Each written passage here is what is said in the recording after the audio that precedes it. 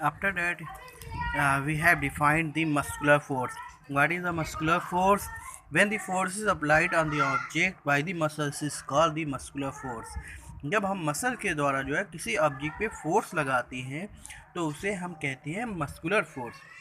Friction force. What is a friction force? Friction force, a force is always acting opposite to the direction of motion of object. Friction force जो होता है वो जो होता है किसी ऑब्जेक्ट जो मूव कर रहा होता है, कोई ऑब्जेक्ट जो चल रहा होता है, उस चलने वाले ऑब्जेक्ट के हमेशा जो है विपरीत दिशा में लगता है. Okay.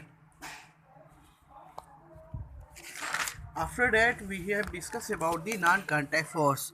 Non-contact force. What is a non-contact force? When the force is applied on the object, but your body has not to be in contact with the object is called the non-contact force.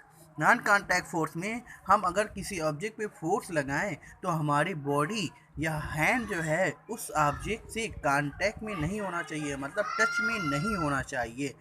तब अगर object अगर motion करने लगे या रुक जाए, चलने वाला ऑब्जेक्ट रुक जाए या रुका हुआ ऑब्जेक्ट चलने लगे बिना टच किए हुए, तो ऐसे फोर्स को हम नॉन कॉन्टैक्ट फोर्स बोलते हैं.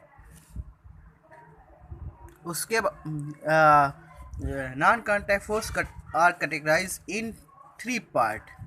First is a magnetic force, second is a gravitational force, and third is a electrostatic force. These are the non-contact force.